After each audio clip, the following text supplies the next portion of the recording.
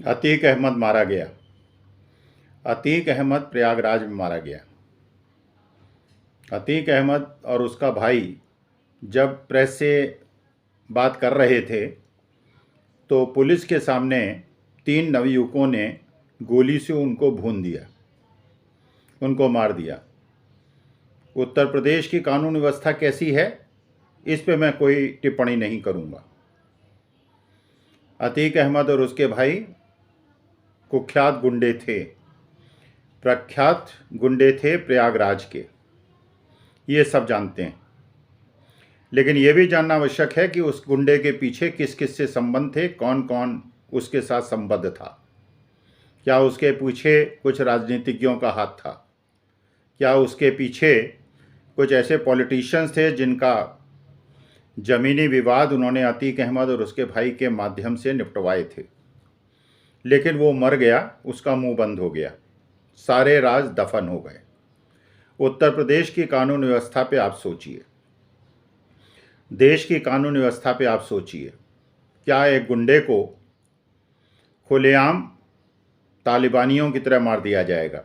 मैं इस पे कोई प्रश्न नहीं उठाता, क्योंकि ऐसा ही कहते हैं अरब देश में होता है जहां दोषी को खुलेआम सज़ा दी जाती है। ऐसा ही अफ़गानिस्तान में होता है। अगर भारतवर्ष में भी ऐसा हो रहा है तो हमें, हमारी देश को, जनता की सोचना है कि क्या ये ठीक हो रहा है या गलत हो रहा है। मैं कोई टिप्पणी नहीं करूँगा, मैं नहीं कहूँगा अच्छा हो रहा है या ख़राब हो रहा है। कानून व्यवस्था के बारे में आप सोचिए। अतीक अहमद गुंडा था, मारा गया। गुंडों को मरना ही होता है, जो दूसरों को मारते हैं वो मारे ही जाते हैं, चाहे वो कानून के माध्यम से मारे जाएं या गैर कानूनी तरीके से मारे जाएं।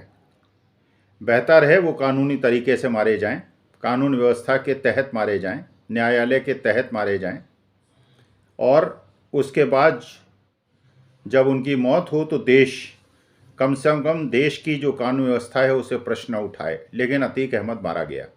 अतीक अहमद एक गुंडा था, ठीक हुआ, मारा गया। लेकिन जिस चीज़ के लिए मैं ज़्यादा चिंतित हूँ, जिसके बारे में मैं ज़्यादा सोच रहा हूँ, अतीक अहमद का मारा जाना मेरे लिए उतना महत्वपूर्ण नहीं था, क्योंकि वो गुंडा था और उसको मरना ही था। आज नहीं, साल भर के बाद मरना था। लेकिन जिस बात से मैं चिंतित हूँ वो हूँ पुलवामा में मेरे देश के 40 वीर जवानों की जो शहादत हुई थी, वो क्यों मारे गए?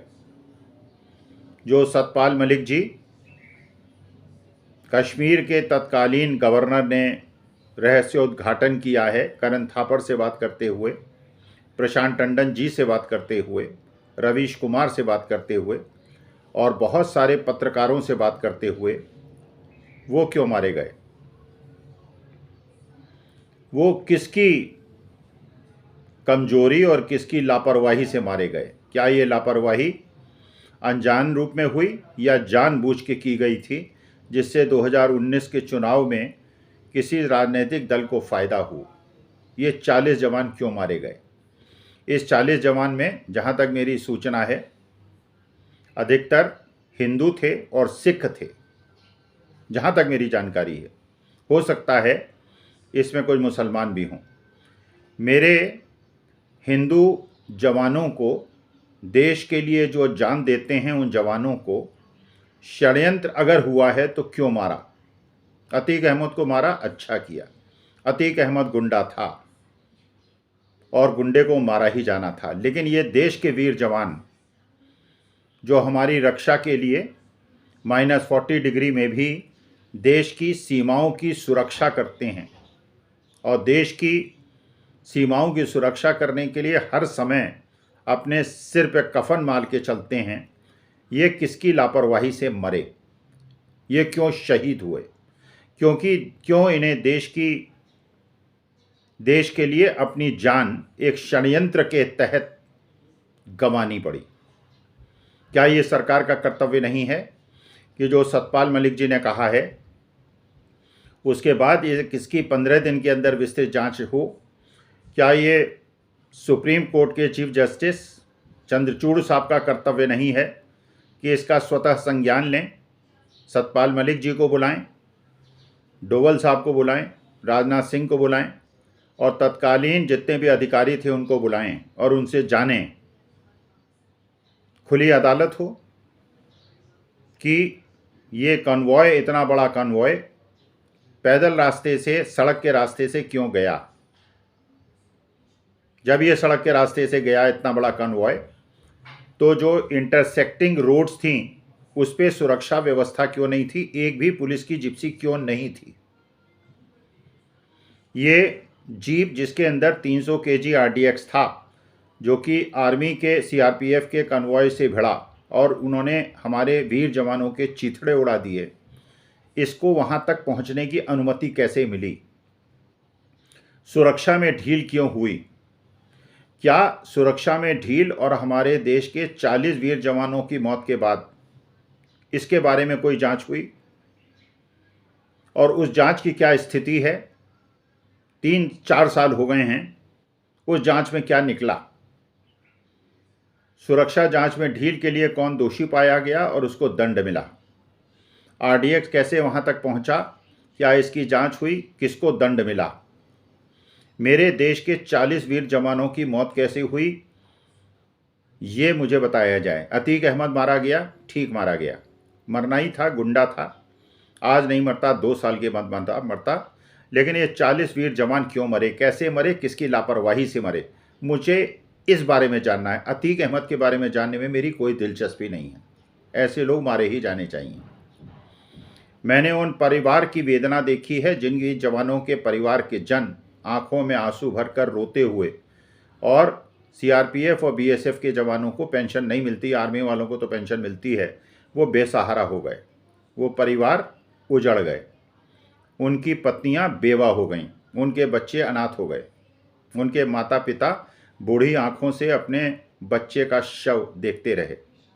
ये देश के 40 जवान देश के लिए कुर्बान कैसे हुए, क्यों हुए, किसकी वजह से हुए, क्या इसकी जांच हुई, क्या उन्हें दंड मिला। नेहा सिंह एक कविता लिखती है, उस कविता में कुछ समस्या होती है तो उसके पुलिस का नोटिस मिल जाता है।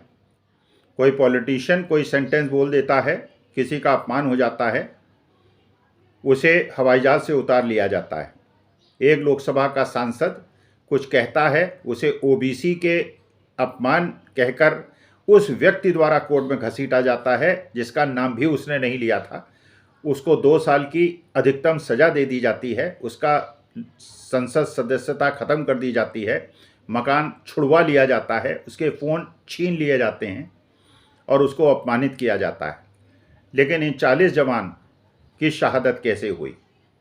भारत के नागरिक होने के अधिकार से मैं ये जानना चाहता हूँ कि ये 40 जवानों की शहादत पुलवामा में कैसे हुई। अतीक अहमद के बारे में जानने का मेरी कोई इच्छा नहीं है, वो गुंडा था, उसको मरना था, आज नहीं मरा, साल भर बाद मरता, न्यायालय के माध्यम से मरता, पुलिस की देखरेख में, पुलिस के सामने उसको हत्या हुई, उसको मरना था। लेकिन ये 40 वीर जवानों की शहादत किसकी वजह से हुई, और अगर ये शहादत हुई वहाँ RDX आया, और जैसा सतपाल मलिक कह रहे हैं 8-10 दिन से वो जीप RDX से भरी हुई उस क्षेत्र में घूम रही थी और उसी जगह से कॉन्वॉय को जाना था और कोई सुरक्षा व्यवस्था नहीं थी, और उस जीप कॉन्वॉय से भिड़ी और उन्होंने हमारे वीर जवानों के चिथड़े उड़ा दिए। हमारे वीर जवान दुश्मनों से बिना लड़े मरे, शहीद हुए, देश के लिए उन्होंने शहादत दी। किसकी वजह से हुई, क्या जांच हुई, उस जांच का क्या निष्कर्ष निकला, उस जांच में क्या पाया गया, RDX कैसे पहुंचा, क्या किसी को दंड मिला, मैं ये जानने के लिए मेरा मन तड़प रहा है। अतीक अहमद मारा गया, बहुत अच्छा हुआ, एक मुसलमान मारा, मुसलमान होता या हिंदू होता, गुंडे का कोई मतलब नहीं, लेकिन जो 40 वीर जवान मरे थे उसमें हिंदू 80% क्यों मारे गए, सिख बाकी क्यों मारे गए, केवल सिख और हिंदू वहाँ मरे, किसने मरवाया, कैसे मरे, किसकी वजह से मरे, सुरक्षा चूक की वजह से मरे, क्या कोई जांच हुई, और उस जांच का क्या निर्णय निकला, क्या निष्कर्ष निकला, ये कृपा करके मुझे बताया जाए। अतीक अहमद मारा गया, बहुत अच्छा हुआ, मरना ही था, आज नहीं मरता, साल भर के बाद मरता।